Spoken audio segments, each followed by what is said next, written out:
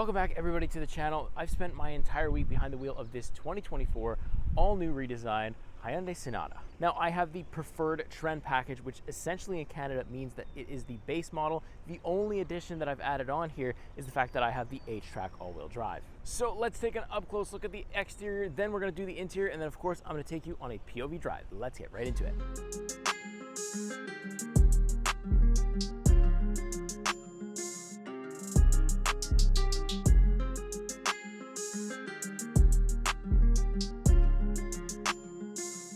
So first up, we're gonna take a look at the front for the Hyundai Sonata. You can see that it is a completely different looking vehicle from any of the previous iterations of the Sonata. We have these Robocop lights that kind of go across the body there, the classic Hyundai logo, a lot of piano black there that does tend to collect quite a few bugs when you're just driving at normal speeds on the highway. We do have the main headlight bulb, and this thing looks great just in the base model.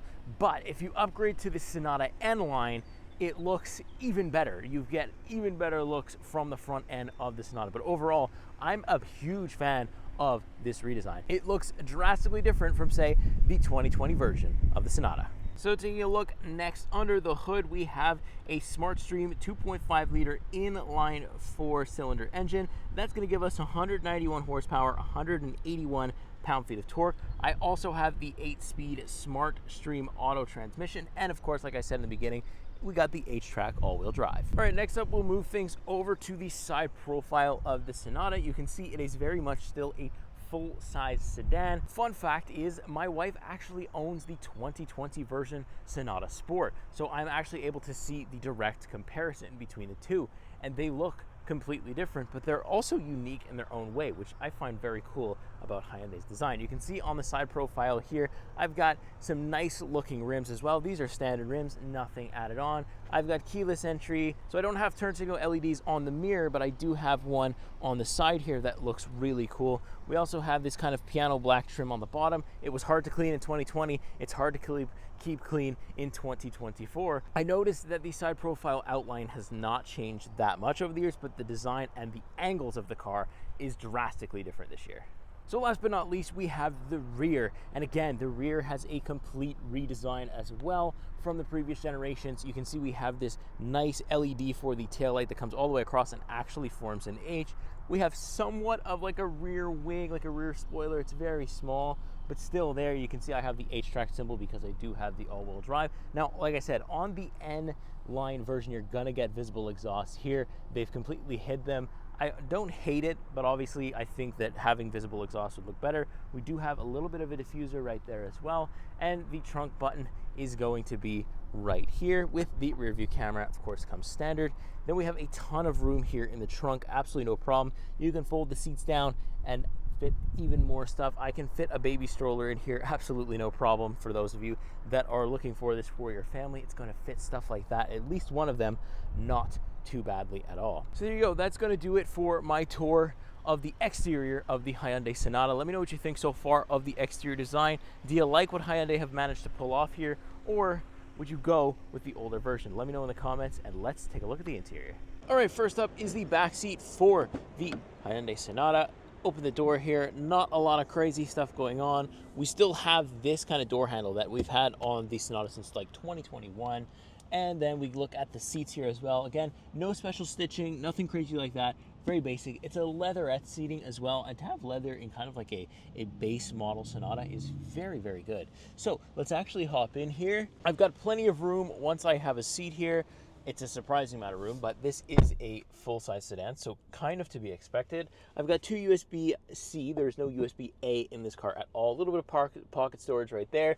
Baby seat fits perfectly nice. The baby's bag has a lot of room too. You can also fold this guy down. You got a couple of cup holders back here. You know, the headliner isn't matching the interior at all, but honestly, I don't mind it for the price point that Hyundai are asking for this. Also, we've got a very nice and big sunroof, so that's also important. Again, for the price point, very good things to see. Plenty of knee room. The back seats here that I'm sitting in are very comfortable. I'm not like squished. My back is good. I've got plenty of headroom back here as well. Yeah, it's really, really solid. The only thing I wish is they found a way to make this transmission tunnel just a little bit smaller. I've seen it on cars where it's either not there at all, gas or electric, or it's much, much smaller, because this kind of eliminates your middle seat quite a bit when you have this huge bump in the middle. But that's the only complaint I have for the rear. Let's check out the business end. It's all up front. All right, next up, as usual, is the front end, the business end for the Hyundai Sonata. Look at this. Memory seats, something I did not expect to see. Basic window controls here. My seats are all power adjusted. Same thing for the passenger. Again, nothing crazy on the seats here, but it's all good. We've got Sonata mats. Let's actually hop in, see what we're working with inside. You can see already we've got a brand new looking steering wheel, something that you would have seen on the Kona and stuff like that as well. So it seems like this steering wheel is going to kind of make the rounds on the Hyundai lineup. Perfectly good though, because I have my media controls here, as well as my lane centering assist, adaptive cruise control stuff is also right there. We've got the 4 dots for Morse code H, very nice. I like how this steering wheel isn't a perfect circle. It's kind of jetted out here on the left and right sides, and that I think is because when I'm driving, I can kind of have my hand like this. It's a very optimal driving position. I think Hyundai have put a lot of effort into that, and it's very cool. So next we'll move on to our fully digital gauge cluster right here. It's very good. I've got all the information that I need. No heads-up display, anything fancy like that, but honestly, you don't need it. You've got pretty much everything you could ever want right here in your digital. And then when we move over, you can see that we have a digital gauge cluster as well. That's nice and big. It's kind of one continuous screen. Again, something that we've seen on the Kona, stuff like that. Very good operating system right here. We also have Apple CarPlay, Android Auto, all that stuff is standard, so that's very nice to have here. It's really, really responsive, this touchscreen. No built-in navigation, but not something that I personally need, especially if you're going to be using Apple CarPlay, stuff like that. You're really not going to be affected. But yeah, really solid. One of the best in the business, still extremely fast here on the Sonata. Then we move a little bit down. I've got all my HVAC controls. Something that is really cool to me here is heated seats and heated steering are standard nowadays in most vehicles. But look at this. I have even got ventilation. And the only option that I can go higher than this trim is the Sonata N-Line. So this, when you buy it in Canada and you buy the base, with even I believe even without all-wheel drive, you're still getting some ventilated seats. That is a huge plus and something I would love to see on more cars. Dual zone automatic climate control, 2 USB-C ports here as well, where you can kind of switch as whether you want the car to connect or just charge. No wireless charging pad, although we do seem to have a space for one. Wouldn't be nice to see one there, but not a huge thing. I've got my drive mode selectors. The drive modes we have are snow, we've got normal, we've got sports, and we've got my drive, which is what I use most of the time. Then I've got the auto brake hold button and a parking button. So I don't have a 360-degree camera.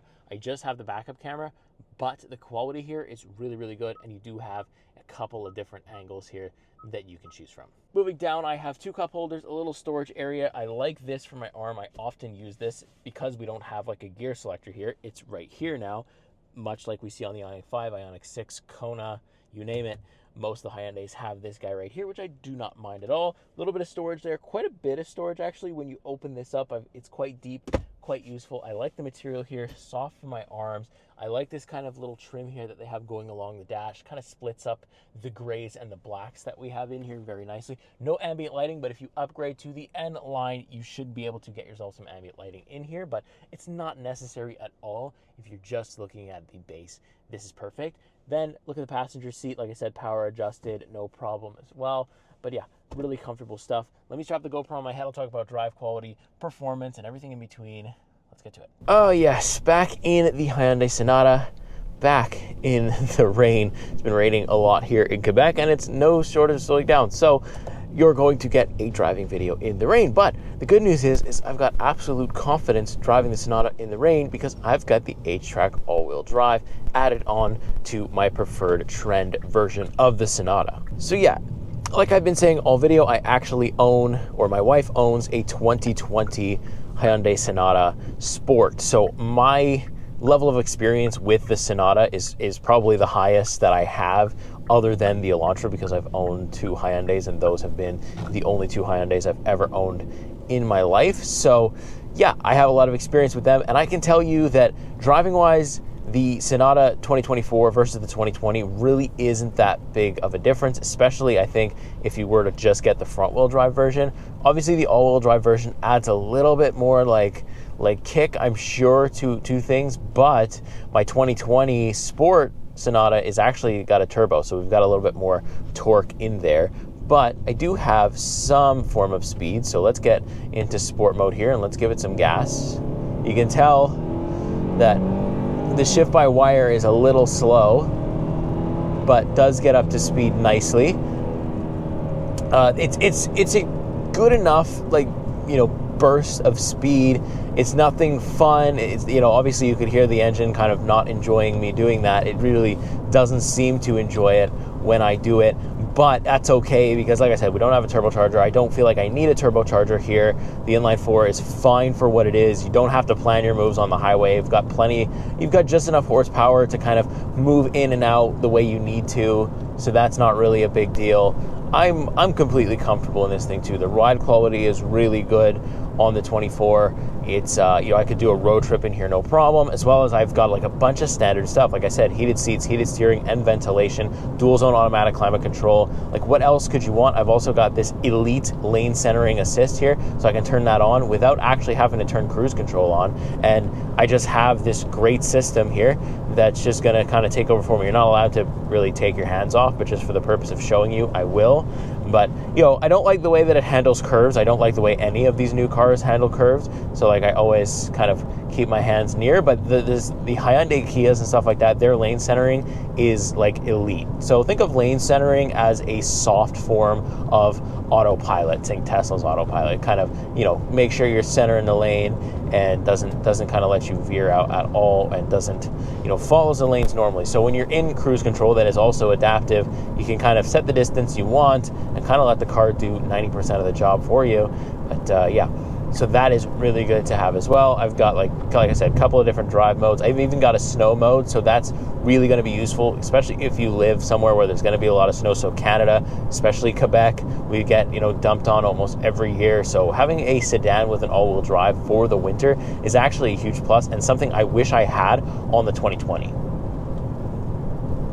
Steering wheel also feels good. Hyundai's always been very good about their kind of driving position or their ergonomics. So, like, you can see this steering wheel is a little bit more like kind of, it's not a perfect circle. It's kind of got like a jettison, or like, it's like, not a jettison, but like it's got like these bumps on the side. There's the button. There's the word we're looking for. We've got like these bumps on the side. So I can kind of rest both my hands on the armrest and still get a really firm control of the steering wheel, because the steering wheel kind of comes out just that much more to kind of give me that extra reach. And I think that's really cool. I think it's really comfortable. I've got plenty of room for my left leg here. I can kind of sit it there and rest it here, which I like to do. So if you're a taller person, this works too. We've got a good amount of headroom as well. And look, we don't have all the bells and whistles. We don't have a 360-degree camera. We don't have the turn signal in the gauge cluster, but it's not necessarily something that you need if you're just looking for like a decent sedan that has all-wheel drive, which I don't feel like is too common anymore. I feel like a lot of them are coming front-wheel drive only. So to have something all-wheel drive, a sedan that's very well equipped, is something we don't see, and something I think that if you're in the market for one, you got to take advantage of it while it's here. I like the new steering wheel design. I like having two screens. That's probably the biggest like upgrade in terms of like what I saw in 2020, or what I have in 2020 versus now, is these screens, because I still get my dual zone, I still get heated seats, heated steering. I don't have ventilation in the 2020, but still the 2020 was so well equipped then, and it's nice that Hyundai hasn't really changed their mind on things. They kind of just kept things the status quo, and they were equipping vehicles well in 2020. It's no different for 2024, and I think that's fantastic to see.